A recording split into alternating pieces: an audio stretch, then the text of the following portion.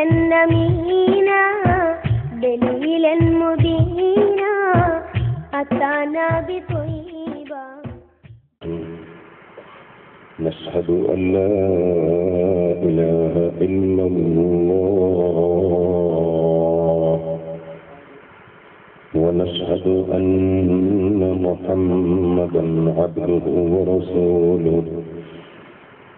اللهم صل وسلم وبارك على رسولك وحبيبك سيدنا محمد وعلى آل وأصحاب سيدنا ومولانا محمد وعلى جميع الأنبياء والمرسلين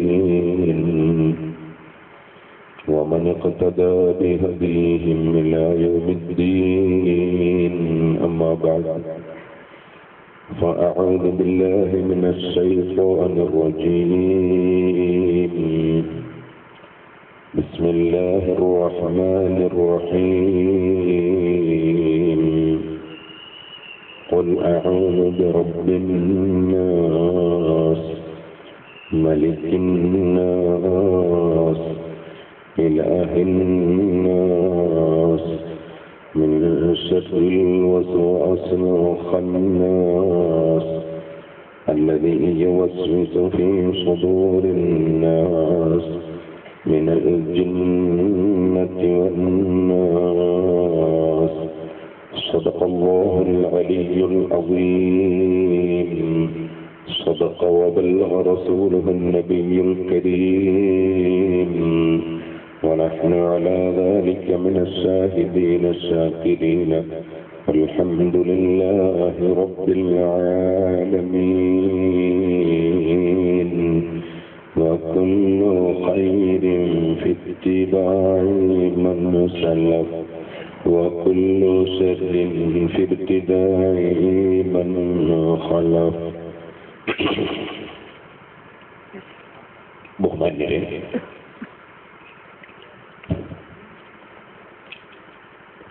സമയം അല്പം വൈകിയിട്ടുണ്ട്.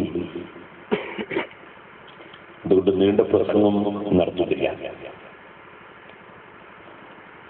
ഒരല്പസമയം പറയുന്ന കാര്യങ്ങൾ അല്ലാഹുവിന്റെ പൊരുത്തം മാത്രം ലക്ഷ്യം വെച്ച് വളരെ നന്നായി ശ്രദ്ധിക്കണം എന്ന് ആമുഖമായി ഉണർത്തുന്നു. അല്ലാഹു തആല അവൻ പൊരുത്തപ്പെടുന്നത് മാത്രം പറയാനും കേൾക്കാനും അവന്റെ പൊരുത്തത്തിൽ ജീവിച്ച് മരിക്കാനും നമുക്കെല്ലാവർക്കും തൗഫീഖ് നൽകുമാറാകട്ടെ. അല്ലാഹു ജല്ല ജലാലുഹു നമുക്ക് കുടിക്കാൻ വെള്ളവും കഴിക്കാൻ ഭക്ഷണവും ശ്വസിക്കാൻ ഓക്സിജനും എല്ലാം തന്ന രാജാവാണ് അല്ലാഹ്. ആ അല്ലാഹുവിന്റെ സൃഷ്ടികളാണ് മുസ്ലിങ്ങളും ഹൈന്ദവരും ക്രൈസ്തവരും എല്ലാ മതക്കാരും മതം ഇല്ലാത്തവരും മനുഷ്യരും മലക്കുകളും ജിന്നുകളും മൃഗങ്ങളും വന്യമൃഗങ്ങളും സസ്യങ്ങളും മത്സ്യങ്ങളും ആകാശങ്ങളും ഭൂമികളും നക്ഷത്രങ്ങളും ഗാലക്സികളും ഗോളങ്ങളും എല്ലാം അല്ലാഹുവിന്റെ സൃഷ്ടിയാണ്. എല്ലാം സൃഷ്ടിച്ച് പോറ്റി വളർത്തുന്ന രാജാവാണ് അല്ലാഹ്. ആ അല്ലാഹു റഹ്മാനാണ്. റഹ്മാൻ എന്ന വാചകം തന്നെ വിശാലമായി കാരുണ്യം ചെയ്യുന്നവൻ എന്ന അർത്ഥം കുറിക്കുന്നതാണ്. അല്ലാഹുവാണ് മുസ്ലിങ്ങൾക്കും ഹൈന്ദവർക്കും ഭക്ഷണം കൊടുക്കുന്നത്. അല്ലാഹുവാണ് മുസ്ലിങ്ങൾക്കും ക്രിസ്ത്യാനികൾക്കും വെള്ളം കൊടുക്കുന്നത്. എല്ലാവർക്കും കൊടുക്കുന്നവൻ അല്ലാഹുവാണ്. അല്ലാഹുവിന് ഈ ഭൗതികമായ ലോകത്തിൽ അവന്റെ കൊടുതിയിൽ വിവേചനം ഇല്ല, എല്ലാവരും കൊടുക്കും. അതുകൊണ്ട് തന്നെ അല്ലാഹുവിന്റെ മതമാണ് ഇസ്ലാം എന്ന് നാം ഉറച്ചു വിശ്വസിക്കുന്നു.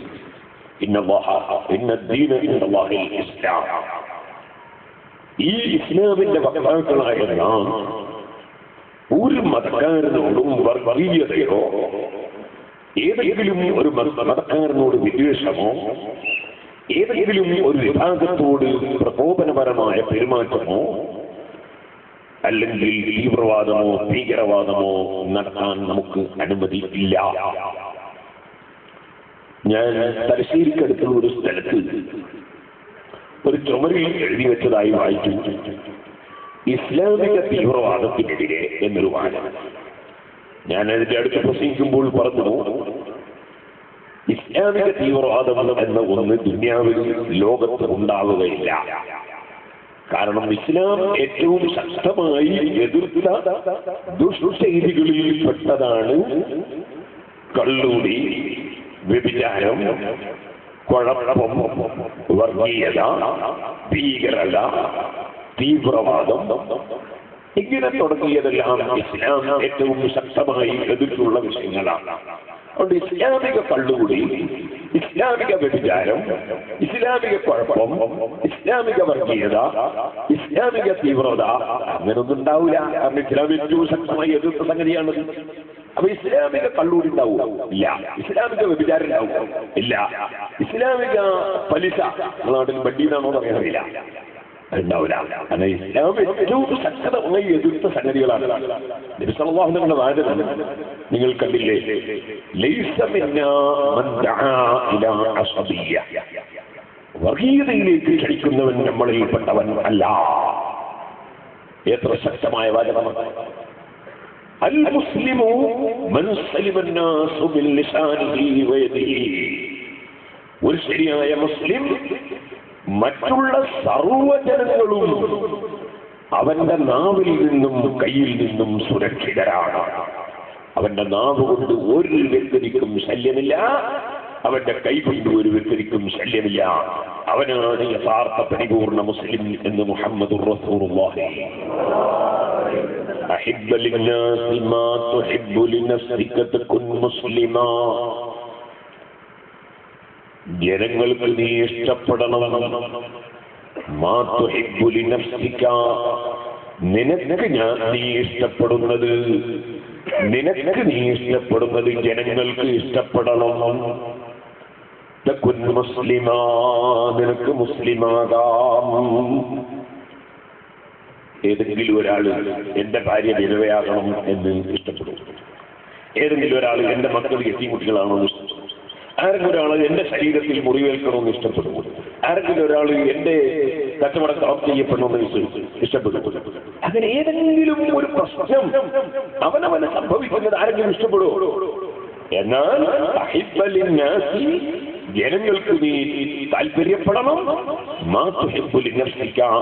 നിനക്ക് നീ ഇഷ്ടപ്പെടുന്നത് എന്താണോ അത് ജനങ്ങൾക്ക് ഇഷ്ടപ്പെടണം. മുസ്ലിമാ, അപ്പോൾ നിനക്ക് മുസ്ലിമാകാം. അപ്പൊ ഏത് മനുഷ്യനും നന്മ, ഏത് മനുഷ്യനും സുഖം, സൗകര്യം, സഹായം, സഹകരണം, സഹനം, സൗഹാർദ്ദം, അതാണ് ഇസ്ലാം. ആ ഇസ്ലാം അതിന്റെ ശരിയായ വശം അനുസരിച്ച് പഠിച്ച് മനസ്സിലാക്കി നമ്മുടെ ഇന്ത്യ രാജ്യത്ത് കൊണ്ടുവന്ന് പ്രചരിപ്പിച്ചപ്പോൾ നിങ്ങളുടെ കാസർഗോഡ് ജില്ലയിൽ ബഹുമാനപ്പെട്ട മാലിക് ബിൻ ദീനാർ റളിയല്ലാഹു അൻഹു, ശറഫ് ബിൻ മാലിക് റളിയല്ലാഹു അൻഹു, ഹബീബ് ബിൻ മാലിക് റളിയല്ലാഹു മാലിക് ബിൻ ഹബീബ് റളിയല്ലാഹു അൻഹു തുടങ്ങിയുള്ള മഹാന്മാർ വന്നു തളങ്കരയിൽ ജുമാഅത്ത് പള്ളി നിർമ്മിച്ചു. ആ മഹാന്മാർ ഈ കാസർഗോഡ് ജില്ലയിൽ വന്നപ്പോൾ, ഇതുപോലെ തൃശ്ശൂർ ജില്ലയിൽ കൊടുങ്ങല്ലൂരിൽ വന്നപ്പോൾ, കണ്ണൂർ ജില്ലയിലെ മാടായിലും ധർമ്മടപ്പുറം ശ്രീകണ്ഠപുരത്തും വന്നപ്പോൾ, കോഴിക്കോട് ജില്ലയിലെ കൊയിലാണ്ടി കൊല്ലത്ത് വന്നപ്പോൾ, അങ്ങനെ തുടങ്ങി പല സ്ഥലങ്ങളിലും വന്നപ്പോൾ ആ മഹാന്മാരെ കാണുകയും അവരുടെ ആത്മീയ ചൈതന്യം അനുഭവിക്കുകയും അവരുടെ സ്വഭാവം ബോധ്യപ്പെടുകയും അവരുടെ ആശയം സ്നേഹിക്കപ്പെടുകയും ചെയ്തപ്പോൾ ഈ രാജ്യത്തുള്ള ഹൈന്ദവർ, ഈ രാജ്യത്തുള്ള മറ്റു മതക്കാർ ആ വന്ന മഹാന്മാരെ അതിരറ്റ് സ്നേഹിക്കുകയും ആദരിക്കുകയും അവർക്ക് പള്ളി നിർമ്മിക്കാൻ സൗകര്യം ചെയ്തു കൊടുക്കുകയും അവർക്ക് വേണ്ട എല്ലാ കാര്യങ്ങളും മറ്റു മതക്കാർ ചെയ്തു കൊടുക്കുകയും ചെയ്തു എന്നതാണ് നമ്മുടെ രാജ്യത്തിന്റെ ചരിത്രം. അങ്ങനെയാണ് ഇവിടെ പള്ളികളും ദീനീ പ്രബോധന പ്രവർത്തനങ്ങളൊക്കെ നടന്നത്. അതിൽ യാതൊരു സംശയവും ഇല്ല. നമ്മുടെ നാട് അഷ്റഫുൽ ഖൽഖ് സല്ലല്ലാഹു അലൈഹി വസല്ലം തങ്ങൾക്ക് ഹദിയ കൊണ്ട് കൊടുത്ത രാജാവിന്റെ നാടാണ്. അഷ്റഫുൽ ഖൽഖ് മുഹമ്മദ് റസൂലുള്ളാഹി സല്ലല്ലാഹു അലൈഹി വസല്ലം സമീപത്ത് എതിരാളികളായ മുശ്രിക്കീങ്ങൾ വന്ന് അല്ലാഹുവിന്റെ ഹബീബായ നബി സല്ലല്ലാഹു അലൈഹി വസല്ലം തങ്ങളോട്, ഓ മുഹമ്മദേ, നീ പടച്ചവന്റെ ദൂതരാണെങ്കിൽ, നീ അല്ലാഹുവിന്റെ റസൂലാണെങ്കിൽ നീ ഒരു തെളിവ് കാണിക്കൂ എന്ന് ആവശ്യപ്പെട്ടു. നബി സല്ലല്ലാഹു അലൈഹി വസല്ലം മേൽഭാഗത്തേക്ക് ചൂണ്ടി ചന്ദ്രനെ പുലർത്തി കാണിച്ചു കൊടുത്തു. ഇമാം ബുഖാരി സഹീഹുൽ ബുഖാരിയിൽ ഒരു അധ്യായം കൊടുത്തത് കാണാം. ബാബു സുആലിൽ മുശ്രിക്കീന ലിന്നബി സല്ലല്ലാഹു അലൈഹി വസല്ലം അൻ യുരീഹും ആയ ഫഅറാഹും മിൻ ശിഖാഖിൽ ഖമരി. നബി സല്ലല്ലാഹു അലൈഹി വസല്ലം ചന്ദ്രനെ പുലർത്തി കാണിച്ചു കൊടുത്തു. മുശ്രിക്കീങ്ങൾ തെളിവ് ചോദിച്ചപ്പോൾ ആ മജീദത്ത് അവിടെയുള്ള ആളുകൾ കണ്ടു. പക്ഷേ അല്ലാഹു തആല ഹിദായത്തിന്റെ വെളിച്ചം, സന്മാർഗത്തിന്റെ വെളിച്ചം കൊടുത്തവർക്ക് സന്മാർഗം കിട്ടി. അതേ സമയത്ത് അബൂജഹലിനെ പോലത്തെ ചില കക്ഷികൾ വ്യക്തമായ തെളിവ് കാണിച്ചു കൊടുത്തിട്ടും അവർ പറഞ്ഞു അതൊക്കെ മുഹമ്മദിന്റെ ജാലവിദ്യയാണ്. തെളിവ് കിട്ടിയാൽ സ്വീകരിക്കുക എന്നത് അല്ലാഹു തആല വെളിച്ചം കൊടുത്തവർക്ക് മാത്രം ഉണ്ടാകുന്ന സ്വഭാവം ആണ്. വെളിച്ചം കിട്ടാത്തവന് തെളിച്ചം കിട്ടൂല. ഇരിക്കട്ടെ, അബൂജഹൽ വിശ്വസിച്ചിട്ടില്ലെങ്കിലും ചന്ദ്രൻ പിളർന്ന സംഭവം കേരളത്തിൽ വെച്ച് ഒരു രാജാവ് കണ്ടിരുന്നു. അതാണ് പെരുമാൾ രാജാവ്. അദ്ദേഹം അത് എഴുതി വെച്ചിരുന്നു. എന്തുകൊണ്ടാണ് ചന്ദ്രൻ പിളർന്നതെന്ന് അദ്ദേഹത്തിന് അറിയാം. പിൽക്കാലത്ത് ഇന്ത്യയുടെ ഭാഗമായ സിലോണിലേക്ക്, അന്ന് ഇന്ത്യയുടെ ഭാഗമാണ് സിലോൺ, സിലോണിലേക്ക് യാത്ര പോകുന്ന അറബികളുടെ സംഘം കൊച്ചിയിൽ കപ്പലിറങ്ങിയപ്പോൾ ഇവിടെയുള്ള രാജാവ് അവർക്ക് സ്വീകരണം കൊടുത്തു. കാരണം നമ്മുടെ നാട് അതിഥികളെ സ്വീകരിക്കുന്ന നാടാണ്, മാന്യതയുള്ള പ്രദേശമാണ്. അങ്ങനെ അറബികൾക്ക് സ്വീകരണം. ആ സ്വീകരണ വേളയിൽ നബി സല്ലല്ലാഹു അലൈഹി വസല്ലമയെ സംബന്ധിച്ചു അഷ്റഫുൽ ഖൽഖ് സല്ലല്ലാഹു അലൈഹി വസല്ലം പ്രചരിപ്പിക്കുന്ന സത്യമായ സുന്ദരമായ ആശയങ്ങളെ സംബന്ധിച്ചും ഈ അറബികൾ വിവരിച്ചപ്പോൾ കൂട്ടത്തിൽ അവിടുന്ന് പ്രകടിപ്പിക്കുന്ന മുഅ്ജിസത്തുകളെ സംബന്ധിച്ച് സംസാരിച്ചപ്പോൾ ചന്ദ്രനെ പിളർത്തിയ വിവരം അവർ പറഞ്ഞു. അത് കേട്ടപ്പോൾ ഈ രാജാവ്, ആ ചന്ദ്രൻ പിളർന്നത് കേരളത്തിൽ വെച്ച് ഞാൻ കണ്ടിട്ടുണ്ട് എന്ന് പറഞ്ഞുകൊണ്ട് അദ്ദേഹത്തിന്റെ അനുഭവം അദ്ദേഹം പങ്കുവെക്കുകയും, നിങ്ങൾ സിലോണിൽ പോയി തിരിച്ചു പോകുമ്പോൾ എന്നെയും കൂടി നിങ്ങൾ അറേബ്യയിലേക്ക് കൊണ്ടുപോയിട്ട് എനിക്ക് ആ നേതാവിനെ ഒന്ന് കാണണം എന്ന് ആഗ്രഹം പ്രകടിപ്പിക്കുകയും ചെയ്തു. എന്ന് മാത്രം അല്ല, ആ രാജാവ് നമ്മുടെ രാജ്യത്തെ വലിയ ഔഷധ വീര്യമുള്ള വസ്തുവായ ഇഞ്ചി, ആ ഇഞ്ചി കളച്ചെടുത്ത് ഭരണിയിലാക്കി കുപ്പിയിലാക്കി നബി സല്ലല്ലാഹു അലൈഹി വസല്ലം തങ്ങൾക്ക് ഹദിയ കൊണ്ട് കൊടുക്കാൻ തീരുമാനിച്ചു. അങ്ങനെ ഞാൻ ചുരുക്കി പറയുന്നു, ഹദിയുമായി, ഇഞ്ചിയുമായി നബി സല്ലല്ലാഹു അലൈഹി വസല്ലം തങ്ങളുടെ സമീപത്ത് ചെന്നു. നബി തങ്ങൾക്ക് നമ്മുടെ രാജ്യത്തിന്റെ ഹദിയ കൊടുത്തു. അതാണ് ഇഞ്ചി. ഇഞ്ചി എന്ന് പറഞ്ഞാൽ വലിയ ഔഷധമാണെന്ന് എല്ലാവർക്കും അറിയാം. ഇഞ്ചി പശുവിന്റെ പാല്, അത് രോഗശമനമാണ്. പശുവിന്റെ മാംസം രോഗം ഉണ്ടാക്കുന്നതാണ്. അതിൽ ഇഞ്ചിയും വെളുത്ത ഉള്ളിയും ധാരാളമായി ചേർത്താൽ അതിന്റെ ദോഷം ഒരുപാട് മാറിക്കിട്ടും എന്ന് തിബ്ബുൻ നബവിയിൽ നബി സല്ലല്ലാഹു അലൈഹി വസല്ലം ചികിത്സകളിൽ പറയുന്നുണ്ട്. ഇഞ്ചി എന്നത് വലിയൊരു ഔഷധമാണ്. ചുക്ക് എന്ന് പറയുന്നത് ഇഞ്ചി ഉണങ്ങിയതാണ്. അത് ഒരു ചുക്കും അറിയാത്തവരും അറിയാവുന്ന സംഗതിയാണ്. അപ്പൊ ഇഞ്ചി ചുക്കില്ലാത്ത മരുന്നില്ല എന്നുള്ളത് ഒരു സാധാരണ ചൊല്ലാണ്. അപ്പൊ സുഹൃത്തുക്കളെ, ആ ഇഞ്ചികളെ ചെടുത്ത് നബി സല്ലല്ലാഹു അലൈഹി വസല്ലമക്ക് ഹദിയ കൊണ്ട് കൊടുത്തപ്പോൾ, അതാണ് ഇമാം ഹാക്കിം റളിയല്ലാഹു അൻഹു റിപ്പോർട്ടിന്റെ ഹദീസ്. ആയിരക്കണക്കിന് കൊല്ലങ്ങൾക്ക് മുമ്പുള്ള ഹദീസിന്റെ ഗ്രന്ഥത്തിൽ നമുക്ക് കാണാം, അഹ്ദാ മലിക്കുൽ ഹിന്ദി للنبي صلى الله عليه وسلم جرة فيها زنجبيل. ഇന്ത്യയിലെ രാജാവ് നബി സല്ലല്ലാഹു അലൈഹി വസല്ലം തങ്ങൾക്ക് ഇഞ്ചി അടക്കം ചെയ്ത ഭരണി ഹദിയ കൊടുത്തു. അത് കഷ്ണം കഷ്ണമാക്കി നബി തങ്ങൾ മുറിച്ചു. അങ്ങനെ കഷ്ണം കഷ്ണമാക്കി നുറുക്കിയിട്ട് ഹദീസ് പറയുന്ന ആള് സഹാബി പറയാണ്, എനിക്കും അതിൽ നിന്ന് ഒരു കഷ്ണം തന്നു. അങ്ങനെ നബി സല്ലല്ലാഹു അലൈഹി വസല്ലം തങ്ങൾക്ക് അങ്ങോട്ട് ബഹുമാനാദരവോടെ ഹദിയ കൊടുത്തുകൊണ്ടാണ് നമ്മുടെ നാടും നബി സല്ലല്ലാഹു അലൈഹി വസല്ലം തങ്ങളും തമ്മിൽ ബന്ധം സ്ഥാപിച്ചിട്ടുള്ളത്. അതിനുശേഷമാണ് തളങ്കര ജമാഅത്ത് പള്ളിയും കൊടുങ്ങല്ലൂർ ജമാഅത്ത് പള്ളിയുമൊക്കെ ഇവിടെ നിർമ്മിക്കപ്പെടുന്നത്. അങ്ങനെ 12ഓളം ആളുകൾ ഇവിടെ വന്നപ്പോൾ 10ഓളം സ്ഥലങ്ങളിൽ ഇന്ത്യയിൽ പള്ളി നിർമ്മിച്ചിട്ടുണ്ട്. ആ മഹാന്മാർ ഇവിടെ വന്ന് പള്ളി നിർമ്മിച്ചു. നിങ്ങൾ മനസ്സിലാക്കണം, ആ മഹാന്മാർ ഇവിടെ വന്ന് പള്ളി നിർമ്മിച്ചു. അങ്ങനെ അവരുടെ പ്രബോധന പ്രവർത്തനങ്ങൾ ആരംഭിച്ചപ്പോൾ ഈ രാജ്യത്തുള്ള മുഴുവൻ മതക്കാരും അവരെ ബഹുമാനിച്ചു, സ്നേഹിച്ചു. എന്താണ് കാരണം? അവർ പണം കൊണ്ടുവന്ന് വാരി വിതറിയിട്ടല്ല, അവർ തീരത്തിലും കൊണ്ടുവന്നിട്ട് അവരെ പേടിച്ചിട്ടുമല്ല. പിന്നെ അവരെ കയ്യിൽ ഒരു സ്വത്തുണ്ട്. ആ സ്വത്ത് ഈമാനും തഖ്വയും ആണ്. ഉറച്ച വിശ്വാസമുണ്ട്, അല്ലാഹുവിനോട് ഭക്തിയും ഭയവും ഉണ്ട്. അതിനാൽ അവർ പ്രാർത്ഥിക്കുമ്പോൾ മഴ പെയ്യുന്നത് ഈ രാജ്യത്തുള്ള ജനങ്ങൾ കാണുകയാണ്. അവർ തലയിൽ കൈവച്ച് ഫാത്തിഹ ഓതിയിട്ടൊന്ന് ഊതി കൊടുത്താൽ രോഗം മാറുന്നത്, പാമ്പിന്റെ വിഷം ഇറങ്ങിപ്പോകുന്നത് അവർ അനുഭവിക്കുകയാണ്. അങ്ങനെ സുബ്ഹാനല്ലാഹ്, അവരെ നാവ് കൊണ്ടൊരു വിഷയം പറഞ്ഞാൽ അത് അപ്പോൾ തന്നെ ഫലിക്കുന്നത് ഇവിടെയുള്ള ജനങ്ങൾ അനുഭവിക്കുകയാണ്. അതുകൊണ്ട് അവരോട് അങ്ങേയറ്റത്തെ ബഹുമാനവും ആദരവും ഈ രാജ്യത്തുള്ള ജനങ്ങൾക്ക് ഉണ്ടായി. അങ്ങനെയാണ് ഇസ്ലാം ഇവിടെ പ്രചരിപ്പിക്കുന്നത്. ഇന്നും മറ്റു മതക്കാർ മുസ്ലിമീങ്ങൾ പൂർണ്ണ മുസ്ലിങ്ങളായി ജീവിക്കുമ്പോൾ അവരോട് എല്ലാവർക്കും സൗഹാർദ്ദത്തിലും സഹകരണത്തിലും ജീവിക്കാൻ അവർ സന്നദ്ധമാണ് എന്നതാണ് നമ്മുടെ രാജ്യത്തിന്റെ ചരിത്രം. ഞാൻ അനുഭവം പറയാം. കുരുടി വീട് എന്നുള്ള സ്ഥലത്ത്, കുരുടിമുക്ക് ഇവരുടെ സ്ഥലം മേപ്പയ്യൂരിനടുത്താണ്. അവിടെ ഞാൻ നോക്കുമ്പോൾ സുന്നത്ത് ജമാഅത്തിന് പള്ളിയില്ല. ജമാഅത്ത് ഇസ്ലാമിന്റെ പള്ളിയിൽ മുജാഹിദിന്റെ പള്ളി. അവിടെ സുന്നികൾ, പാവപ്പെട്ട സുന്നികൾക്ക് പള്ളിയില്ല.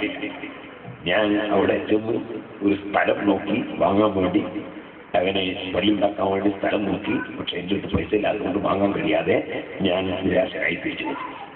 കുറച്ച് ദിവസം കഴിഞ്ഞപ്പോൾ ആ സ്ഥലം 2-3 ചെറുപ്പക്കാർ കൂടി വാങ്ങി അവർ ബിൽഡിംഗ് ഉണ്ടാക്കാൻ പാടില്ല. പക്ഷേ അവരെ കൽബിൽ അല്ലാഹുവിനെ തോന്നിപ്പിച്ചു, ഇവിടെ ഒരു പള്ളി നിർമ്മിച്ചാൽ വളരെ നല്ലതാണ്, അത്യാവശ്യമാണ്. ഞാൻ ആ കുട്ടികൾ ഞാനുമായി ബന്ധപ്പെട്ട് പള്ളിയുടെ സ്ഥലം ഞങ്ങൾ വഖഫ് തരസ്ഥാതെ എൻജോയ് ചെയ്തേണ്ട പള്ളികൾ ഉണ്ടാക്കി തന്നാൽ മതി. അങ്ങനെ ഞാൻ സ്ഥലം വാങ്ങിയിട്ട് ഏറ്റുവാങ്ങി അവിടെ പള്ളി നിർമ്മിച്ചു. പള്ളി നിർമ്മിച്ച് ശ്രദ്ധമാത്ര പള്ളി അദ്ദേഹത്തിന് നിർമ്മിക്കുകയാണ്. അവിടെ പള്ളി നിർമ്മിച്ചതിന്റെ ഉദ്ഘാടനത്തിന് സയ്യിദ് അലി ബാഫങ്ങളും ബഹുമാനപ്പെട്ട കാന്തപുരം ഉസ്താദും ഒക്കെ മഗ്‌രിബിനോട് അനുബന്ധിച്ച് വന്നു. ഞാൻ കുട്ടിയാടിയെല്ലാം കൂടി എൻ്റെ തിരക്കിനുണ്ടെങ്കിൽ ഇറങ്ങി പുറപ്പെട്ട് ചെല്ലുമ്പോഴേക്ക് ഉസ്താദ് നിസ്കാരം തുടങ്ങിയിട്ടുണ്ട്. മഗ്‌രിബ് നിസ്കാരം തുടങ്ങിയിട്ടുണ്ട്. ഞാൻ അപ്പോഴായിരുന്നു, ഞാൻ സംഘാടകനാണ്, ഞാൻ കുറച്ച് വൈകിട്ട് കഴിക്കുന്നത്. അങ്ങനെ നിസ്കരിച്ചുകൊണ്ടിരിക്കുകയാണ്. അപ്പോഴാണ് ഞാൻ ചെല്ലുന്നത്. അപ്പോഴായിട്ട് കുറച്ച് ആളുകൾ പേടിച്ചും കുത്തിയിട്ട് നിസ്കരിക്കാതെ മുറ്റത്ത് ഇങ്ങനെ കളിക്കണം. മഗ്‌രിബ് നിസ്കരിക്കാൻ എനിക്ക് ദേഷ്യം പിടിച്ചു. എന്തിനാ പള്ളി ഉണ്ടാക്കിയത്? ഈ പേടിച്ച് കുത്തിയിട്ട് റോട്ട് പതി ഇങ്ങനെ തരഞ്ഞു കളിക്കുന്നത്, നിസ്കരിക്കാൻ പള്ളി കയറാതെ ഞങ്ങൾക്ക് ദേഷ്യം പിടിച്ചു. ഞാൻ പെട്ടെന്ന് നിസ്കരിക്കാൻ കയറി എൻ്റെ ജമാഅത്ത് വീട്ടിൽ പോരുമല്ലോ. ഞാൻ ജമാഅത്ത് കയറി നിസ്കരിച്ചിറങ്ങിയ ശേഷം നമ്മുടെ പ്രവർത്തകന്മാർ ഒന്നൊരാളെ വിളിക്കുകയും എൻ്റെ എന്തിനാ അവിടെ പള്ളി ഉണ്ടാക്കിയത്? ഈ പേടിച്ച് കുത്തിയിട്ട് റോട്ട് പതി. അപ്പോൾ ഇവരെന്നോട് ഉസ്താദെ, അവർ മുസ്ലിമീങ്ങളല്ല, ഇവിടുത്തെ ഹിന്ദുക്കളാണ്. അവർ പള്ളി ഉദാഹരണത്തിന് പേടിച്ച് കുത്തിയിട്ട് വളണ്ടിയർമാരായിട്ട് പ്രവർത്തിക്കാണ്, അതുകൊണ്ട് അവർ പള്ളി കയറാത്തത് പറഞ്ഞു. അതും കഴിഞ്ഞ് ഞങ്ങൾ സ്റ്റേജ് മുന്നിൽ വന്ന് പ്രസംഗിക്കാൻ വന്നു. ഞങ്ങൾക്ക് അപ്പവും ചായയും കൊണ്ടുതരുന്ന അവിടെയുള്ള ഹിന്ദുക്കളും ഈ പേടിച്ച് കുത്തിയിട്ട് സ്റ്റേജ് മുന്നിൽ. ഇത് എൻ്റെ അനുഭവമാണ്. ഇപ്പോഴും നിങ്ങൾ വന്നാൽ ഞാൻ കാണിച്ചു തരും. മേപ്പയ്യൂരിൽ കുരുന്നൂക്ക് എന്ന സ്ഥലത്ത്. അപ്പൊ ഇന്നും നമ്മളായി ജീവിച്ചാൽ ഈ രാജ്യത്തുള്ള ഈ മതക്കാരും നമ്മളെ ആദരിക്കും, ബഹുമാനിക്കും എന്നത് ചരിത്രം ആണ്. സിറാജുൽ ഹുദയുടെ കീഴിൽ ഞാൻ 60ഓളം പള്ളികൾ അല്ലാഹുവിന്റെ തൗഫീഖ് കൊണ്ട് നിർമ്മിച്ചിട്ടുണ്ട്. ഈ 60 പള്ളികളിൽ ഒരു പള്ളിയാണ് ഊരത്ത് പള്ളി. അവിടെ രാഘവനാണ് എനിക്ക് സ്ഥലം തന്നത്. രാഘവൻ സ്ഥലം തന്ന് പള്ളി നിർമ്മിച്ച് അവിടെ പള്ളി ഉദ്ഘാടനമൊക്കെ കഴിഞ്ഞ് രാഘവന്റെ വീട്ടിലൊരു കല്യാണം. എന്നോട് രാഘവൻ കല്യാണം പറയാൻ വേണ്ടി 4-5 പ്രാവശ്യം എന്നെ കണ്ടില്ല. അവസാനം എൻ്റെ സെക്രട്ടറിനോട് ഏൽപ്പിച്ച് പോയി. ഞാൻ അദ്ദേഹത്തിന്റെ കല്യാണം വീട്ടിൽ പോയി. പക്ഷെ അത് സുന്നത്ത് നോമ്പിന്റെ ദിവസമായി. അപ്പൊ അദ്ദേഹം ഭക്ഷണം കൊണ്ടുവന്നപ്പോൾ സുന്നത്ത് നോമ്പിന്റെ ദിവസമായതുകൊണ്ട് ഞാൻ ഭക്ഷണം കഴിച്ചില്ല. അപ്പൊ അദ്ദേഹത്തിന്റെ വീട്ടിൽ പോയി അതിൽ പങ്കെടുത്തിയ സന്തോഷത്തിൽ പങ്കെടുത്തിട്ട് പോകുന്നു. കാറിൽ വന്ന് അദ്ദേഹത്തെ ഒരു അംബാസഡർ കാറാണ്. കാറിൽ വന്ന് കയറി ശുദ്ധമുള്ള ഡ്രൈവർ തന്നെയാണെന്നുള്ളത്. അപ്പോ കയറി പോകുമ്പോൾ ഡ്രൈവർ എന്ന് പറഞ്ഞ് രാഘവൻ ചായപ്പൊടിയും പഞ്ചസാരയും കിട്ടിയിട്ട് ഉസ്താദിന് നോമ്പുറക്കാനുള്ള ചായ എന്തായിരിക്കണമെന്ന് പറഞ്ഞു കാറിൽ. ഞാൻ പറഞ്ഞു വന്നത് ഇന്നും നമ്മൾ നമ്മളെ മതത്തിന്റെ ആശയം മുറുകെ പിടിച്ച് മതത്തിന്റെ ആശയം ജനങ്ങൾക്ക് ബോധ്യപ്പെടുത്തി ജീവിച്ചാൽ എല്ലാ പ്രദേശങ്ങളിലും സൗഹാർദ്ദവും സഹകരണവും നിലനിൽക്കും, ആദരവും ബഹുമാനവും ഉണ്ടാകും എന്നതിന് ഞാൻ അനുഭവം പറഞ്ഞതാണ്. അല്ലാഹു തആല നമ്മുടെ രാജ്യങ്ങളിലെല്ലാം സ്നേഹവും സൗഹാർദ്ദവും സഹകരണവും ഐക്യവും അല്ലാഹു ഉണ്ടാക്കി തരുമാറാകട്ടെ. ഒരു മതക്കാരുമായും വർഗീയതയോ ഭീകരതയോ തീവ്രവാദമോ മുസ്ലിമിന് അനുയോജ്യം അല്ല, മുസ്ലിം ചെയ്യാൻ പാടില്ല. ആദ്യമായി പറയാനുള്ള കാര്യം അതാണ്. ഇന്നും SOSന്റെ സ്റ്റേറ്റ് കൗൺസിലിൽ ഞങ്ങൾ നയരേഖ പ്രഖ്യാപിച്ചപ്പോൾ പത്രക്കാർക്ക് റിലീസിൽ വരെ ഈ കാര്യം ഞങ്ങൾ പറഞ്ഞിട്ടുണ്ട്. രണ്ടാമതായി ഞാൻ നിങ്ങളോട് പറയുന്നു, അതുകൊണ്ടാണ് ബഹുമാനപ്പെട്ട ശൈഖുന കാന്തപുരം ഉസ്താദ് ഒരിക്കൽ ഏകദേശം 5-10 വർഷം മുമ്പ് മനുഷ്യ മനസ്സുകളെ കോർത്തിണക്കാൻ എന്ന് പറഞ്ഞിട്ടൊരു കേരള യാത്ര നടത്തി. ഈ കഴിഞ്ഞ കൊല്ലം ഏപ്രിൽ മാസത്തിൽ നിങ്ങൾക്ക് ഓർമ്മയുണ്ടാകും, കേരളത്തിലുടനീളം ഒരു യാത്ര നടത്തി. ആ യാത്ര മാനവികതയെ ഉണർത്താൻ. മാനവികത എന്ന് പറയുന്നത് മനുഷ്യത്വമാണ്. മനുഷ്യൻ പാമ്പും കീരിയും പോലെ ജീവിക്കേണ്ടവൻ അല്ല. മനുഷ്യൻ കുരങ്ങിനെ പോലെ കൊഞ്ഞനം കാട്ടേണ്ടവൻ അല്ല. മനുഷ്യൻ നായയെ പോലെ കുരക്കേണ്ടവൻ അല്ല. മനുഷ്യൻ പൂച്ചയെ പോലെ മാന്തി പറിക്കേണ്ടവൻ അല്ല. മനുഷ്യൻ ഉന്നതമായ സ്വഭാവം പ്രകടിപ്പിച്ച് ജീവിക്കേണ്ടവനാണ്. നിങ്ങൾ കേട്ടില്ലേ, ബഹുമാനപ്പെട്ട ഇമാം മുഹമ്മദ് ബിൻ ഇദ്രീസ് ശാഫിഈ റളിയല്ലാഹു അൻഹു ഒരു പ്രദേശത്ത് ചെന്നപ്പോൾ പലരും പറഞ്ഞു ഷാഫി ഇമാം തങ്ങളോട്, ഓ ഷാഫി ഇമാം തങ്ങളെ, നിങ്ങളെ ആക്ഷേപിച്ചിട്ട് ഇവിടെ ചില പണ്ഡിതന്മാർ വളരെ മോശമാക്കി ഇവിടെ പ്രസംഗിച്ചിട്ടുണ്ട്. ഷാഫി ഇമാം റളിയല്ലാഹു അൻഹു അതിന് ഒരൊറ്റ മറുപടി പറഞ്ഞില്ല. ആ കക്ഷികൾക്ക് ഒരു മറുപടിയും പറഞ്ഞില്ല ഇമാം ഷാഫി. അങ്ങനെ മഹാനവറുകൾ എന്ത് പറഞ്ഞു? മഹാനവറുകൾ അള്ളാഹുവിലേക്ക് ജനങ്ങളെ ക്ഷണിച്ചു, അള്ളാഹുവിന്റെ ദീനിന്റെ വിവരം പറഞ്ഞു, സുന്നത്ത് ജമാഅത്തിന്റെ വിശ്വാസം പറഞ്ഞു, സുന്നത്ത് ജമാഅത്തിന്റെ ആശയം പറഞ്ഞു. കാരണം ഖുർആൻ പറഞ്ഞിട്ടുണ്ട്, ومن أحسن قولا ممن دعا إلى الله وعمل صالحا وقال إنني من المسلمين. ഏറ്റവും നല്ല വാക്ക് പറയുന്നവൻ ആരാണ്? ഖുർആൻ പറയുകയാണ്, അല്ലാഹുവിലേക്ക് ക്ഷണിക്കുന്നവരെക്കാൾ നല്ല വാക്ക് പറയുന്നവൻ ആരാണ്? ومن أحسن قولا ممن دعا إلى الله وعمل صالحا. നല്ല കാര്യം പ്രവർത്തിക്കുന്നവനേക്കാൾ وقال إنني من المسلمين. ഞാൻ ശരിയായ മുസ്ലിമീങ്ങളിൽപ്പെട്ടവനാണ്, അല്ലാഹുവിനെ കീഴ്പ്പെട്ട് ജീവിക്കുന്നവരിൽപ്പെട്ടവനാണ്. ഞാൻ ഒരിക്കലും വർഗീയതയോ ഭീകരവാദമോ തീവ്രവാദമോ അനൈക്യമോ ഉണ്ടാക്കുന്നവനല്ല, പ്രകോപനമുണ്ടാക്കുന്നവനല്ല, ചീത്ത പറയുന്നവനല്ല, തെറി പറയുന്നവനല്ല, ഗീബത്ത് പറയുന്നവനല്ല, കളവ് പറയുന്നവനല്ല, അല്ലാഹു പൊരുത്തപ്പെടാത്ത വാചകങ്ങൾ പറയുന്നതിന് ഞാനില്ല. വഖാല ഇന്നനീ മിനൽ മുസ്ലിമീൻ. ഞാൻ അല്ലാഹുവിനെ പൂർണ്ണമായി കീഴ്പ്പെട്ട് ജീവിക്കുന്നവരിൽപ്പെട്ടവനാണ് എന്ന് പ്രഖ്യാപിക്കുന്നവനേക്കാൾ നല്ല വാക്ക് പറയുന്നവനാരാണെന്ന് ഖുർആൻ പറഞ്ഞിട്ടുണ്ട്. ആ ഖുർആൻ തന്നെ മറ്റൊരു സ്ഥലത്തിൽ അവരിൽ പലരുടെയും സംസാരത്തിൽ ഖൈറില്ല, ഇല്ലാ മൻ അമറ ബിസ്സദഖത്തിൻ.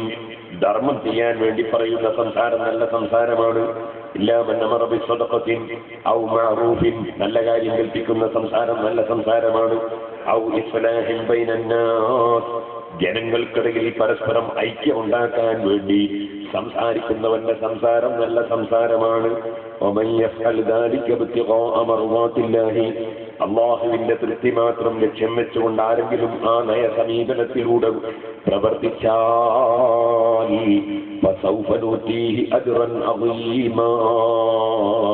അവന് മഹത്തായ പ്രതിഫലം നമ്മൾ കൊടുക്കുമെന്ന് ഖുർആനിൽ അല്ലാഹു പറഞ്ഞിട്ടുണ്ട്. അതുകൊണ്ട് ശാഫിഈ ഇമാം റളിയല്ലാഹു അൻഹുവിനോട് അസൂയയുള്ള ചില പണ്ഡിതന്മാർ ശാഫിഈ ഇമാം റളിയല്ലാഹു അൻഹുവിനെ അടച്ച് ആക്ഷേപിച്ച് സംസാരിച്ച നാട്ടിൽ ഇമാം ശാഫിഈ റളിയല്ലാഹു അൻഹു എത്തിയപ്പോൾ ഒരക്ഷരം അവർക്ക് മറുപടി പറയാതെ അല്ലാഹുവിലേക്ക് ജനങ്ങളെ ക്ഷണിച്ചു, ഇസ്ലാമിന്റെ നിയമങ്ങൾ പറഞ്ഞു, ഇസ്ലാമിന്റെ ആശയങ്ങൾ പറഞ്ഞു.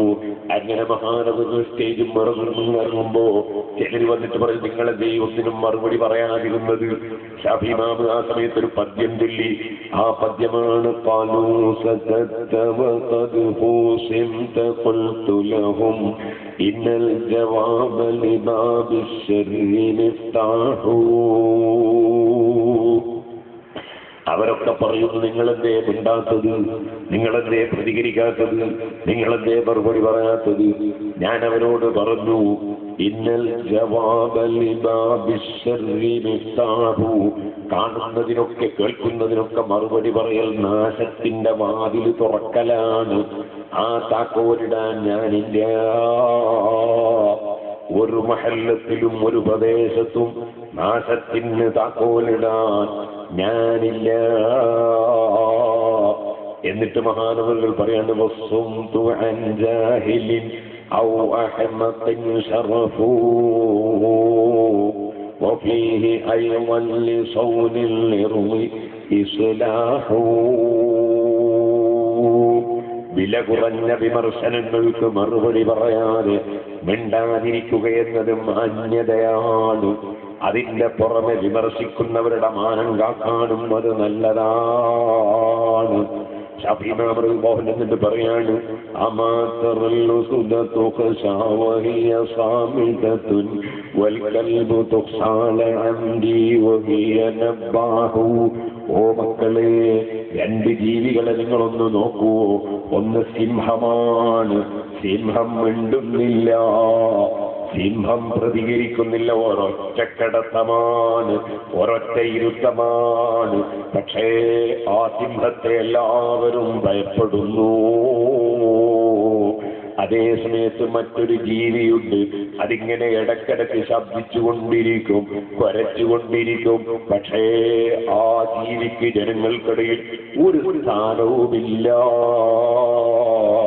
അതുകൊണ്ട് ഞാൻ സിംഹത്തിന്റെ സ്വഭാവം സ്വീകരിക്കണോ, അതല്ല കുരക്കുന്ന ജീവിയുടെ സ്വഭാവം സ്വീകരിക്കണോ? ശാഫിഈ ഇമാം റളിയല്ലാഹു അൻഹു സ്നേഹിക്കുന്ന അനുയായികളെ അതാ ഉത്ബോധിപ്പിക്കുന്നു. കാരണം ഇസ്ലാം കുറെ തർക്കങ്ങളല്ല, കുറെ ചീത്ത പറയലല്ല, കുറെ ഗീബത്ത് പറയലല്ല, ഇസ്ലാം കുറെ കുറ്റം പറയലല്ല. ഇസ്ലാം മനുഷ്യന്റെ നന്മക്ക് വേണ്ടി, സർവജീവികളുടെയും നന്മക്ക് വേണ്ടി, എല്ലാവരുടെയും നന്മക്ക് വേണ്ടി അല്ലാഹു സ്ഥാപിച്ചു കൊടുത്ത മതമാണ് ഇസ്ലാം. അതുകൊണ്ടാണ് നബി സല്ലല്ലാഹു അലൈഹി വസല്ലം പറഞ്ഞത്, അൽ മുസ്ലിമു, ശരിയായ മുസ്ലിം, മൻ സലിമൻ നാസു മിൻ ലിസാനിഹി വയദിഹി, അവന്റെ നാവ് കൊണ്ടോ അവന്റെ കൈ കൊണ്ടോ മറ്റൊരാൾക്കും ശല്യം ചെയ്യാത്തവനാണ് ശരിയായ മുസ്ലിം. ആർക്കും ശല്യം ചെയ്യാൻ പാടില്ല. അതിന്റെ പുറമെ അവനവന് ഇഷ്ടപ്പെടുന്നത് മറ്റുള്ളവർക്കും ഇഷ്ടപ്പെടണം. ഇതുകൊണ്ടാണ് നേരത്തെ BS ഉസ്താദ് പറഞ്ഞു, നബി സല്ലല്ലാഹു അലൈഹി വസല്ലം ഹദീസ്, സുന്നത്ത് ജമാഅത്തിന് എതിരായ ആശയം, നവീന ആശയം പ്രചരിക്കുമ്പോൾ മിണ്ടാതിരിക്കുന്ന പണ്ഡിതന്മാർക്ക് ലഅനത്തുണ്ടെന്ന് നബി സല്ലല്ലാഹു അലൈഹി വസല്ലം പറഞ്ഞു. അതെന്താണ് പറയാൻ കാരണം? അത് നമുക്ക് ഇഷ്ടപ്പെടുന്നത് മറ്റുള്ളവർക്കും ഇഷ്ടപ്പെടണം. അപ്പൊ ഒരാൾക്ക് രോഗം വന്നാൽ ആ രോഗി രോഗിയായി തന്നെ കിടക്കട്ടെ എന്ന് വിചാരിക്കാൻ പാടില്ല. മറിച്ച് അദ്ദേഹത്തിന് മരുന്ന് കൊടുക്കേണ്ട ബാധ്യത ഡോക്ടർമാർക്കുണ്ട്. ശരിക്കും മനസ്സിലാക്കണം. രോഗിയോട് വെറുപ്പിടിക്കാൻ പാടില്ല. ഒരാൾക്ക് സുഖമില്ല, വയറ്റുന്ന വേദന, അയാളോട് ഡോക്ടർക്ക് ദേഷ്യം പിടിക്കാം. ഡോക്ടർക്ക് ദേഷ്യം പിടിക്കാൻ പാടില്ല. അവർ ഡോക്ടർ രോഗിനെ ചീത്ത അറിയാൻ പാടില്ല. ഡോക്ടർ സൗമ്യമായി ആ രോഗിക്ക് രോഗമുണ്ടെന്ന് മനസ്സിലായാൽ മരുന്ന് കൊടുക്കണം. അതിന് മരുന്ന് ഇയാൾ വന്ന് വാങ്ങണ്ടേ, വാങ്ങുന്നില്ലെങ്കിൽ മെഡിക്കൽ ക്യാമ്പ് വെച്ചിട്ട് സൗജന്യമായി കൊടുക്കണം. കാരണം രോഗം ഉണ്ടെന്ന് അയാൾക്ക് അറിയില്ല. അവർ രോഗം ഉണ്ടെന്നുള്ളത് അയാളെ ബോധ്യപ്പെടുത്തണം. എന്നിട്ട് ആ രോഗത്തിന് മരുന്ന് കൊടുക്കണം. ഏതെങ്കിലും നിലക്ക് അയാൾക്ക് മരുന്ന് കൊടുക്കണം. മരുന്ന് കൊടുക്കാത്ത ഡോക്ടർ സമുദായത്തോട് സമൂഹത്തോട് ഉത്തരവാദിത്വം നിർവഹിച്ചവൻ അല്ല. അപ്പൊ പണ്ഡിതന്മാരുടെ ഉത്തരവാദിത്വം എന്താണ്? എവിടെയെങ്കിലും ഒരു പിഴച്ച ആശയം പൊട്ടിമുളക്കുമ്പോൾ, ഒരു തെറ്റായ പ്രവർത്തനം നടക്കുമ്പോൾ അത് നോക്കി നിൽക്കാൻ പാടില്ല. പണ്ഡിതന്മാർ അത് വ്യക്തമായി തുറന്നു പറയണം. പക്ഷേ പണ്ഡിതന്മാർ അങ്ങനെ പറയുമ്പോൾ പണ്ഡിതന്മാർ ത്യാഗത്തിന് മുതിരണം. കാരണം നിങ്ങൾക്ക് എല്ലാവർക്കും അറിയാം, നല്ല ഒരു മാമ്പഴം വീടുകൊണ്ടിരിക്കുന്ന ഒരു മാവ്, ഞങ്ങളുടെ നാട്ടിൽ മാവ് ദൂരത്തവിടെ മാവിന്റെ നേരെ ധാരാളം മാങ്ങ. അപ്പൊ ഈ മാവ് വെറുതെ ഇങ്ങനെ മാങ്ങ കൊടുത്തോണ്ടിരിക്കുക, മാങ്ങ ഇങ്ങനെ കൊടുക്കും. അപ്പോ ഹൈസ്കൂൾ വിട്ടുപോകുന്ന കുട്ടികൾ മാങ്ങ കിട്ടിയപ്പോ കുട്ടികൾ മാവിനോട് എന്താ ചെയ്തത്? മാവിന് കുറച്ച് വെള്ളം കൊണ്ടിട്ട് നനയ്ക്കുകയല്ല, കുറച്ച് വളം ഇട്ട് കൊടുക്കുകയല്ല. അങ്ങനെയാണ് വാസ്തവത്തിൽ വേണ്ടത്. ഉപകാരം ചെയ്ത് അങ്ങനെയല്ലേ വേണ്ടി. പക്ഷെ കുട്ടികൾ ചെയ്യുന്നതാണ് ഉരുള കലെടുക്കുക. ആർക്ക് നല്ല പഴുത്ത മാങ്ങ മൂപ്പര് കൊടുത്ത വകയിൽ ഇത് ഈ കുട്ടികളെ വിവരക്കെടാ. അവർ എറിയുമ്പം മാവിന്റെ കൊമ്പ് തെറിക്കുന്നു, മാവിന്റെ ഇല കൊഴിയുന്നു, പലതും സംഭവിക്കാൻ. ഈ മാവ് വളരെ ഔദാര്യമുള്ള മാവാട്ടോ. ഈ മാവ് താനെ ചോദിക്കാണ്ട് തന്നെ കൊടുക്കുന്ന മാവാ. പഴുക്കുന്നതിനനുസരിച്ച് കൊടുക്കും. പഴുത്താപ്പിന് മുമ്പ് അവിടെ നിർത്തൂല, പഴുക്കുന്നവരെ കാത്തിക്കും. പഴുത്താപ്പിന് ഇങ്ങോട്ട് കൊടുക്കും. ഇങ്ങനെയാണ് മുമ്പ് പതിവ്. പക്ഷേ ഈ മാവിനെ കല്ലുകൊണ്ട് എറിയാണ്. പക്ഷെ അങ്ങനെ എറിഞ്ഞാലോ ഈ മാവിന്റെ സ്വഭാവം എന്താണ്? എറിയുന്ന മനുഷ്യൻ എത്ര നേരം അതിന്റെ തണലിൽ നിൽക്കുന്നുണ്ടോ അത്രയും നേരം മൂപ്പര് വെയിൽ കൊള്ളാതെ സംരക്ഷിക്കും. എറിയുന്നവനെ എന്ന് മാത്രമല്ല, ഇനി ഒരാൾ കോടാലി എടുത്തിട്ട് ഈ മാവ് മുറിക്കണമെന്ന് വിചാരിച്ചു വന്നാലോ അവൻ മുറിച്ച് വീഴുന്നത് വരെ തണൽ കൊടുക്കും. ഈ മാവിന്റെ സ്വഭാവം മുറിച്ച് വീഴുന്നവരെ മുപ്പർ വെയിലുള്ള വിടൂല, മുപ്പർ തണൽ കൊടുക്കും. പിന്നെ എറിയുന്നവന് പകരം മാങ്ങ കൊടുക്കും. എറിഞ്ഞ കല്ല് പിടിച്ചു വെക്കൂല, അത് തിരിച്ചും കൊടുക്കും. സുബ്ഹാനല്ലാഹ്, നിങ്ങൾ നോക്കി എന്തൊരു ഔദാര്യമുള്ള വസ്തുവാണ് ഈ മാങ്ങാമരം. ഇതുപോലെയാണ് ശരിയായ ആലിമീങ്ങൾ എന്ന് പറഞ്ഞില്ലേ?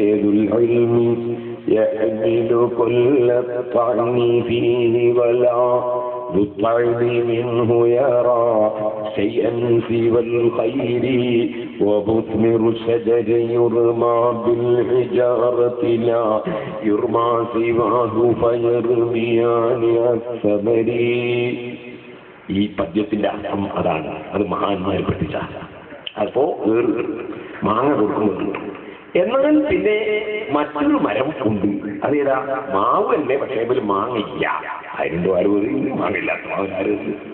എന്നാൽ വേറൊരു മരം കൊണ്ട്, പ്ലാവ്. അതിന് ചക്കുണ്ട് ധാരാളം. അതിന് ഏറിട്ടില്ല. എന്താ കാരണം? മൂപ്പരുടെ സ്വഭാവം തന്നെയാൽ പഴുത്താലും കൊടുക്കൂല,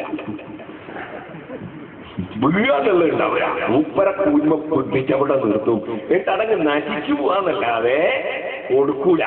എന്റെ സ്വഭാവം. ഇനി ഒരാൾക്ക് വേണോന്ന് വെച്ചാലോ അയാൾ പോയി കയറി പിടിച്ച് കൊണ്ടുവരികയാണെങ്കിൽ തന്നെ അയാളെ കയ്യുമ്പലും മൂക്കുമ്പലും നാക്കുമ്പലും ഒക്കെ വെളഞ്ഞിറാക്കിയിട്ടല്ലാണ്ട് കൊടുക്കൂല.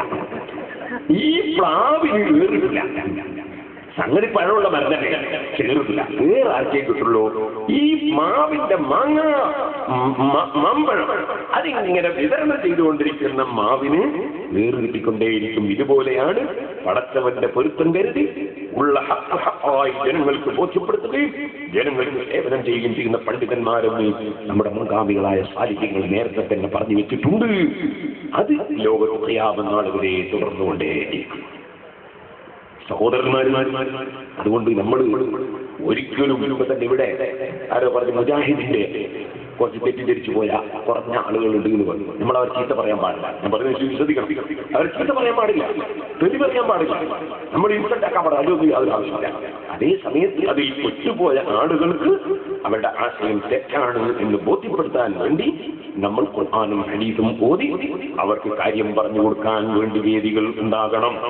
ഇതുപോലെ അതിൽ മറ്റൊരാൾ പെട്ടു പോകാതിരിക്കാൻ വേണ്ടി ഇങ്ങനെയാണല്ലോ ചികിത്സ രണ്ട് വിധമാണ്. ഒന്ന് രോഗം വരാത്തവർക്ക് കുത്തിവെപ്പ്, രോഗം വന്നവർക്ക് മരുന്ന്. ഈ രണ്ട് നിലക്കുള്ള ചികിത്സ, ഒന്ന് കുത്തിവെപ്പും ഒന്ന് മരുന്ന് വിതരണവും, അത് നടത്തണം. അത് അത്യാവശ്യമാണ്. മനുഷ്യന് രണ്ട് ഘടകം ഉണ്ട്, ഒന്ന് ശരീരം, ഒന്ന് ആത്മാവ്. ആത്മാവിന്റെ രോഗമാണ് നവീന ആശയങ്ങളും അതുപോലെ തന്നെ അല്ലാഹു പൊരുത്തപ്പെടാത്ത പ്രവർത്തനങ്ങളും. ആ രോഗം ആത്മാവിനെ ബാധിക്കാതിരിക്കാൻ ആവശ്യമായ മരുന്നുകൾ അത് അറിവ് കൊടുക്കലാണ്. അതിന്റെ കുത്തിവെപ്പും മരുന്ന് അറിവ് കൊടുക്കലാണ്. ഈ അറിവ് വിതരണം ചെയ്യുക എന്ന ബാധ്യതയാണ് പണ്ഡിതന്മാർക്കുള്ളത്. കൊണ്ട് ആരും തെറ്റിദ്ധരിക്കണ്ട. ഞാൻ ഒരൊറ്റ വിചാരിച്ചതിന് ചീത്ത പറയുമെന്ന് വിചാരിക്കണ്ട, തെറി പറയുമെന്ന് വിചാരിക്കണ്ട, പരിഹസിക്കുമെന്ന് വിചാരിക്കണ്ട. അതിനെ അല്ലാഹുതആല എനിക്ക് നാവ് തന്നിട്ടില്ല, അതിനുവേണ്ടി അല്ലാഹുതആല എന്നെ ഏൽപ്പിച്ചിട്ടില്ല. എന്നെ അല്ലാഹു ഏൽപ്പിച്ച ഉത്തരവാദിത്വം ഒന്നാമതായി എന്റെ പാരത്രിക ലോകം വിജയിപ്പിക്കലാണ്. എന്റെ പാരത്രിക ലോകം വിജയിക്കണം. എന്റെ രഹസ്യം അറിയുന്നവൻ അല്ലാഹുവാണ്, എന്റെ പരസ്യം അറിയുന്നവൻ അല്ലാഹുവാണ്. ഇന്നഹു യഅലമുൽ ജഹ്റ വമാ യഖ്ഫാ. അതിന്റെ നേരെ തൊട്ട് മുമ്പിൽ അല്ലാഹു പറഞ്ഞില്ലേ, സനുഖയുക ഫലാ തൻസാ ഇല്ലാ മാ ഷാ അല്ലാഹ് ഇന്നഹു യഅലമുൽ ജഹ്റ വമാ യഖ്ഫാ വനുയസ്സിറുക ലിൽയുസ്റാ ഫദക്കിർ ഇൻ നഫഅതി الذിക്റാ സയദ്ദക്കറു മൻ യഖ്ശാ വയതജന്നബുഹ الأشقى الذي يصلى النار الكبرى ثم لا يموت فيها ولا يحيا. അല്ലാഹു തആല രഹസ്യവും പരസ്യവും അറിയുന്നവനാണ്. അത് പറഞ്ഞുകൊണ്ട് അല്ലാഹു പറഞ്ഞില്ലേ, ഓ നബിയേ ഫദക്കിർ ഇൻ നഫഅതി الذിക്റാ, ജനങ്ങൾക്ക് തങ്ങൾ ഉത്ബോധനം നടത്തണം. അത് ഉപകരിക്കുന്നത് തന്നെയാണ്, അത് ഉപകരിക്കുന്ന വിഷയമാണ്. ഉത്ബോധനം നടത്തണം നബിയേ. ഫദക്കിർ ഇൻ നഫഅതി الذിക്റാ സയദ്ദക്കറു മൻ യഖ്ശാ. പടച്ച റബ്ബിനെ ഭയപ്പെടുന്ന നല്ല മനസ്സുള്ള ആളുകൾക്ക് ഉത്ബോധനം ഫലവത്താകും നബിയേ.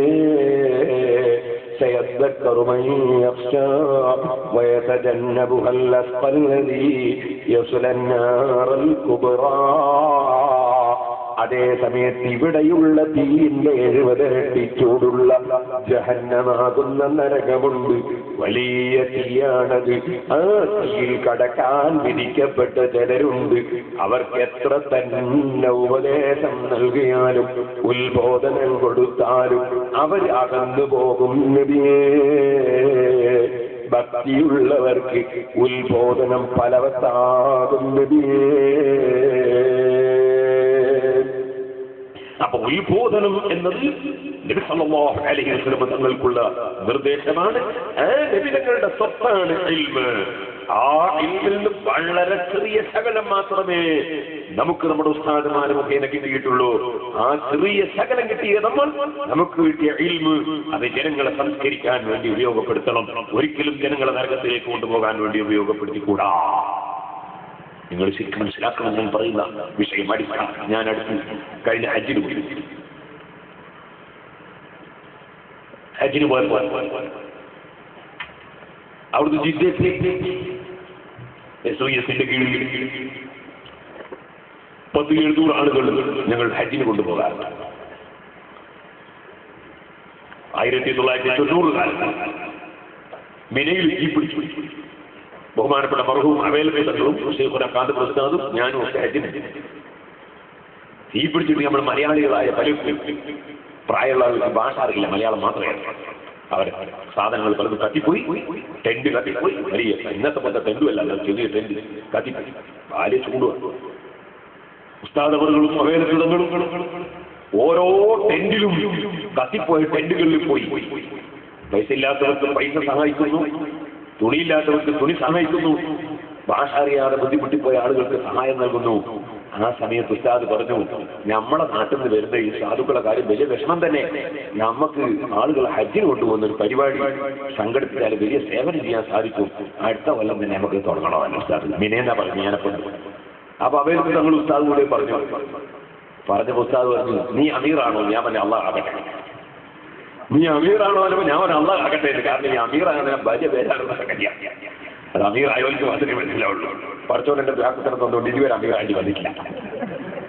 ഇരിക്കട്ടെ. അങ്ങനെ പിറ്റേത്തെ കൊല്ലം മുതൽ നിങ്ങൾ ഹജ്ജിന് കൊണ്ടുപോകുന്ന പദ്ധതി കേരളത്തിൽ ആദ്യമായി ഗവൺമെന്റിന്റെ കീഴിലല്ലാതെ ഹജ്ജിന് കൊണ്ടുപോകുന്ന പരിപാടി SOSന്റെ കീഴിൽ കേരളത്തിൽ ആദ്യമായി തുടങ്ങി. അതിന് മുമ്പ് ഒരാളും തുടങ്ങിയിട്ടില്ല. ഇനിയിപ്പോ ആരെല്ലാം തുടങ്ങിയിട്ടുണ്ടോ അവരൊക്കെ നമ്മളെ പിന്തുടർന്നവരാ. അൽഹംദുലില്ലാഹ് അവരൊക്കെ ചെയ്യുന്ന സേവനത്തിന് പ്രതിഫലം നമുക്കുണ്ടാവും. കാന്തപുരസ്ഥാനുണ്ടാവും, അവലുസ്ഥാനുണ്ടാവും. SOS പ്രവർത്തനം ഉണ്ടാകും, ഒരു സംശയമില്ല. നീ അല്ലെങ്കിൽ ആരെങ്കിലും ഒരാൾ പറയട്ടെ, അതിന് മുമ്പ് ആരെങ്കിലും ഒരാൾ കേരളത്തിൽ അതിന് കൊണ്ടുപോയി ഇത് പറയാൻ കഴിയില്ല. ഞാൻ പറഞ്ഞു വരുന്നത്, അങ്ങനെ ഹജ്ജിന് കൊണ്ടുപോകാറുണ്ട്. ഇക്കൊല്ലവും ഒരുപാട് ആളുകളെ കൊണ്ടുപോയിട്ടുണ്ട്. ഹജ്ജ് ടെന്റിൽ നിന്ന് ഹജ്ജൊക്കെ കഴിഞ്ഞ് ഞാൻ ജിദ്ദയിലുള്ള പോയി. ഹജ്ജിന്റെ ഉംറക്ക് ഉംറ കഴിഞ്ഞിട്ട് ഹജ്ജിന് മുമ്പാണ് പോയത്. എന്നാണ്ട് പോകണം. അങ്ങനെ ജിദ്ദയിൽ ഒരു വീട്ടിൽ ഞാൻ ജാബിർ ഹാജിയുടെ അയാൾ വലിയൊരു ചാർട്ടേഡ് അക്കൗണ്ടന്റാണ്. അദ്ദേഹത്തിന്റെ റൂമിൽ, അദ്ദേഹം വടകരക്കാരനാണ്. അദ്ദേഹത്തിന്റെ നാട്ടിൽ സിറാജുൽ ഹുദയിൽ ഞാൻ ഒരു സ്ഥാപനം ഉണ്ടാക്കിയിട്ടുണ്ട്. അദ്ദേഹം സിറാജുൽ ഒരുപാട് ഖിദ്മത്തിയിട്ടുണ്ട്. അവിടുത്തെ നമ്മുടെ സിറാജുൽ ഹുദ പ്രവർത്തകനാണ്. ഇരിക്കട്ടെ, അദ്ദേഹത്തിന്റെ റൂമിൽ ഇരിക്കുമ്പോൾ ഒരാൾ വന്നു, നമുക്ക് ഒരു സ്ഥലത്ത് ഭക്ഷണം കഴിക്കാൻ വേണ്ടി പോകണമെന്ന് പറഞ്ഞ് വിളിച്ചു. ഇറങ്ങുമ്പോൾ ഇയാൾ റൂമിൽ നിറക്കുമ്പോൾ തന്നെ ഒരാൾ നോക്കുമ്പോൾ ഞങ്ങൾക്ക് നല്ല നീണ്ടൊരു താടിയിട്ട് തലമറച്ചിട്ടില്ല. കാണുമ്പോൾ തന്നെ ഇയാൾ മുജാഹിദാണ് ശരിക്കും മനസ്സിലാകുന്നത്. എനിക്ക് പക്ഷേ ഇയാളെ മുജാഹിദിനെ കൂട്ടി നമ്മളെ റൂമിൽ വന്നത് ഇന്ന് എനിക്കിങ്ങനെ തോന്നി. ഇരിക്കട്ടെ, നന്നായിട്ട് ഞങ്ങൾ പോയി കാറിൽ കയറി ഇയാളെ റൂം പോയി, വിളിക്കപ്പെട്ട ആളെ റൂം പോയി. ചെന്നപ്പോ പോകുന്ന റൂമിൽ ഇയാൾ പറഞ്ഞു, ഇയാൾക്ക് ഉസ്താദെ കുറച്ച് സംശയങ്ങൾ ചോദിക്കാനുണ്ട്, അതിന് വേണ്ടി വന്ന അയാൾ മുജാഹിദിന്റെ പ്രവർത്തനം ഇടവണ്ണക്കാരനാണ്. ആയിക്കോട്ടെ, സംശയം ചോദിക്കുന്നില്ല പറഞ്ഞു. അങ്ങനെ അവിടെ പോയി. അങ്ങനെ ഇയാൾ സംശയം ചോദിക്കാൻ വേണ്ടി തുടങ്ങാണ്. ഞാൻ പറഞ്ഞു, മോനെ ഒരു കാര്യം പറയേണ്ടത് അല്ലേ, ഒരാൾക്ക് ഒരു പാത്രത്തിൽ കുറച്ച് വെള്ളം, പക്ഷെ അയാൾ എന്ത് ചെയ്യുന്നു, ഈ പാത്രം കമീറ്റി പിടിക്കുക. കമീറ്റി പിടിച്ചിട്ട് വെള്ളം വേണമെന്ന് ഞാൻ വെള്ളം കൊടുക്കാൻ കഴിയും അയാൾക്ക്. അത് കഴിയില്ലല്ലോ. അവിടെ നിങ്ങൾക്ക് വെള്ളം വേണോ എന്നാ പാത്രം ഒന്ന് മലർത്തി പിടിക്കണം. ഈ ഗ്ലാസ്സിന് വെള്ളം ഒഴിക്കണമെങ്കിൽ ഇങ്ങനെ പിടിച്ചാലല്ലേ വെള്ളം ഒഴിക്കാൻ പറ്റൂ. ഇത് നേരെ തിരിച്ചു പിടിച്ചാലേ കാണിച്ചാൽ എന്റെ ചായ കാണിക്കാം. ഇത് കമീറ്റി പിടിച്ചാൽ ഇത് വെള്ളം ഒഴിച്ചു കൊടുക്കാൻ കഴിയൂലല്ലോ. ഇത് ശരിയല്ല മോനെ. ശരിയല്ല. ഞാൻ പറഞ്ഞു, എന്നാൽ പണ്ഡിതന്മാർ നൽകുന്ന ഉത്ബോധനങ്ങൾ, ഉപദേശങ്ങൾ, അറിവുകൾ, അത് ആത്മാവിലേക്ക് കൊടുക്കുന്ന ഭക്ഷണമാണ്, അല്ലെങ്കിൽ മരുന്നാണ്. അത് ആ ആത്മാവുമായി ഏറ്റവും ബന്ധം പുലർത്തുന്ന മനസ്സ്, ആ മനസ്സൊന്ന് തുറന്നു പിടിക്കണം. തുറന്നു പിടിച്ചാലേ എനിക്കിത് തരാൻ കഴിയൂ. തന്നാലേ നിനക്ക് ആരോഗ്യം കിട്ടൂ.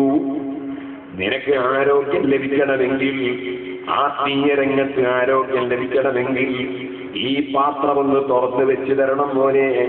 നേരെ മറിച്ച് ഞാൻ പറയുന്നതൊക്കെ തെറ്റായിരിക്കുമെന്ന് മനസ്സിലാക്കി നിഷേധാത്മകമായ മനസ്സുമായി എന്ന് പറഞ്ഞാൽ ഇയാൾ തെറ്റേ പറയൂ എന്ന് മനസ്സിലാക്കിയാണ് നിങ്ങൾ എന്റെ മനസ്സ് മുമ്പിലിരിക്കുന്നതെങ്കിൽ വെറുതെ നിങ്ങളെ വില പിടിച്ച സമയം നിങ്ങൾ നഷ്ടപ്പെടുത്തണ്ട. എന്റെ വില പിടിച്ച സമയം ഞാനും നഷ്ടപ്പെടുത്തണ്ട. പടച്ചറപ്പിന്റെ കോടതിയിലെത്തിയാൽ لا تزول قدم ابن آدم حتى يسأل عن خمس: عن عمره فيما أفناه وعن شبابه فيما أبلاه. പടച്ചവന്റെ കോടതി ഭൗതിക കോടതി പോലെയല്ല, ഇവിടെയുള്ള കോടതി പോലെയല്ല. ഇന്ന് 14,96,74,000 കിലോമീറ്റർ അകലെ ഉദിക്കുന്ന സൂര്യൻ, ആ സൂര്യനെ ഒരു ചാണ് മാത്രമോ ഒരു മൈൽ മാത്രമോ മേലെ ഉദിപ്പിക്കുന്ന ഒരു കോടതിയാണത്. അവിടെ 50,000 കൊല്ലം ഒരേ നൃത്തമാണ്. ഒരു സ്വാധീനവും അവിടെ വില പോകൂല. പണത്തിന്റെ പവർ കൊണ്ട് രക്ഷപ്പെടൂല. അധികാരമുള്ളവനാരുമില്ല. ലിമനിൽ മുൽക്കുൽ യൗം. ഇന്ന് അധികാരം ആർക്കാണെന്ന് അള്ള ചോദിക്കുന്ന ഒരു രംഗമുണ്ട് അവിടെ. ലില്ലാഹിൽ വാഹിദിൽ ഖഹാർ. അധികാരം മുഴുവനും അല്ലാഹുവിന് മാത്രമാണ്. അവിടെ ഒരു വക്കീലിന്റെ വാദം കൊണ്ട് രക്ഷപ്പെടൂല. ഉള്ളിലൊന്ന് മറച്ചു വെച്ച് പറഞ്ഞാൽ രക്ഷപ്പെടൂല. അവിടെ ഒന്നുകൊണ്ടും രക്ഷപ്പെടൂല. അലൈഹല്ലാഹു ബിഅഹ്കമിൽ ഹാകിമീൻ. അവിടെ അധികാരമുള്ളവനും വിധി പറയുന്നവനും അല്ലാഹുവാണ്.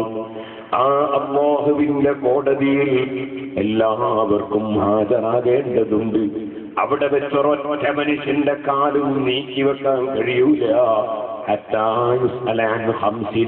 5 കാര്യങ്ങളെ സംബന്ധിച്ച് ചോദിക്കും, അതിന്റെ മറുപടി വേണം, ആൻസർ വേണം. ഒന്നാമത്തെ ചോദ്യം അന്നുംബിഹി ഫീമ അഫ്നാ, അവനവന്റെ ആയുസ് കാലം എന്തിന് നശിപ്പിച്ചു എന്നാണ്. വൻസബാബിഹി ഫീമ അബ്ലാ, യുവത്വകാലം എന്തിന് നശിപ്പിച്ചു എന്നാണ്, എങ്ങനെ തീർത്തു എന്നാണ്. അതുകൊണ്ട് നമ്മുടെ യുവത്വവും നമ്മുടെ ആയുസ്സിലെ ഓരോ സെക്കൻഡുകളും ചോദ്യം ചെയ്യപ്പെടുന്നതാണ്. പടച്ചവന്റെ അടുക്കൽ നമ്മളെ ഓരോ സെക്കൻഡും ചോദ്യം ചെയ്യപ്പെടും. അതുകൊണ്ട് വർഗീയവാദിയായാലും പടച്ചവൻ നമ്മളെ ശിക്ഷിക്കും, തീവ്രവാദിയായാലും ശിക്ഷിക്കും, ഭീകരവാദിയായാലും ശിക്ഷിക്കും, നാട്ടിൽ കുഴപ്പമുണ്ടാക്കിയാലും ശിക്ഷിക്കും, സഹോദരന്മാരെ അനൈക്യമുണ്ടാക്കിയാലും ശിക്ഷിക്കും, ചീത്ത പറഞ്ഞാലും തെറി പറഞ്ഞാലും അതേ പ്രകോപനമുണ്ടാക്കിയാലും, നമ്മൾ ഭാര്യമാരെ കൊണ്ട് അനീതി പുലർത്തിയാലും, ഭർത്താക്കന്മാരെ വഞ്ചിച്ചാലും, പ്രായമുള്ളവരോട് ബഹുമാനം കാണിക്കാതിരുന്നാലും, അങ്ങനെ ഏത് തെറ്റുകൾ ചെയ്താലും പടച്ചവനെ ശിക്ഷിക്കും. അതുകൊണ്ട് പടച്ചവന്റെ കോടതി ഓർമ്മിച്ചുകൊണ്ട് വേണം മോനെ എനിക്കെന്റെ സമയം പോക്കാൻ. അതുകൊണ്ട് നിന്റെ പാത്രം നീ തുറന്ന് പിടിച്ചു തരുമെങ്കിൽ ഞാൻ ഒഴിച്ചു തരാം. പാത്രം